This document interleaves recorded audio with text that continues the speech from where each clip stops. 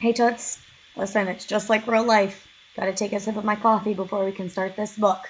So today for Eerie Elementary, we're gonna read, I think probably 2 more chapters, but I want to talk about what has happened so far. So if you have not watched the 2 other videos about Eerie Elementary and the chapters, then you need to either go to my YouTube page or my district webpage, and you need to watch them because it's really good. And you can't just jump in and listen to chapter 4 without reading the rest of them. I am moving around in my seat just like I do if I'm sitting in the Queen's chair at school. So you should really be feeling like you're at school right now, kids. All right, so art attack, the art show attacks. First, we learned about our characters, as always. In art attack, what attacked Sam in the face? So I want you to tell an adult or just yell it at the screen. Okay, it was his clay project. Jumped up, snatched him right in the face. And then in chapter 2, the blob, it came off of his face, but it was all messy and all kinds of stuff. But then something happened to a painting that was in the art show, or in the art classroom. You remember what happened to that painting? It was a really pretty painting of a beach and a sunset, and it was changing. It changed into worse and eerie.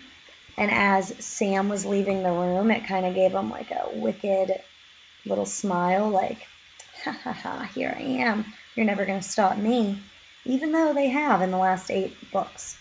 And then it was Sash Dash. So the title should help you understand what that one was about. But I want you to tell someone or tell the screen, what was it? What was it about? What happened with Sam's sash?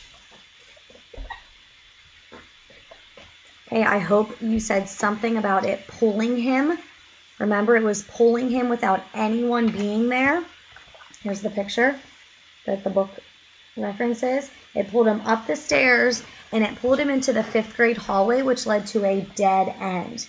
And in the last video, I had you tell someone or tell yourself, what do you think is going to happen next? And here's the name of the chapter, The Secret in the Dark. So that's a little bit mysterious. Let's read and see what's happening. Sam heard footsteps in the dark hallway. Oh, time out. What's the setting? Where are they right now? The hallway. Could have said the hallway. What else? Where is the hallway? It's in the school. You're right. And it's dark, which that's not a setting, but it describes the setting. It describes where they're at. It would be an adjective. Okay. Lucy and Antonio had caught up. What was that? Antonio said, looking around as his eyes adjusted to the dark. An icy chill came down the hallway. The friends huddled together. Some strange force pulled on my sash, and it whipped me down the hallway, Sam explained. It let go of me here, and then the lights went out. He touched the wall in front of him. The bricks felt cold and damp. So cold and damp, are those nouns or adjectives? So think about what a noun is. Person, a place, an animal, a thing, or an idea. Cold. That's none of those. Damp. That tells me how something feels. So that wouldn't be a noun, it would be an adjective. Wait a second, Lucy said. What is that green stuff? Neon goo started oozing through the cracks in the wall. It was the color of a highlighter. It dripped between the bricks. So I'm picturing a highlighter is very bright. It's almost glow in the dark. And if they can see it when the lights are off in the hallway, I'm picturing something glowing in the dark, maybe like the liquid of a glow stick. I don't know. Sam poked it, and then he rubbed his fingers together. It's paint. Strange, Antonio said. He gently pressed one of the bricks, and it moved. Whoa! Lucy exclaimed. She pushed a brick too.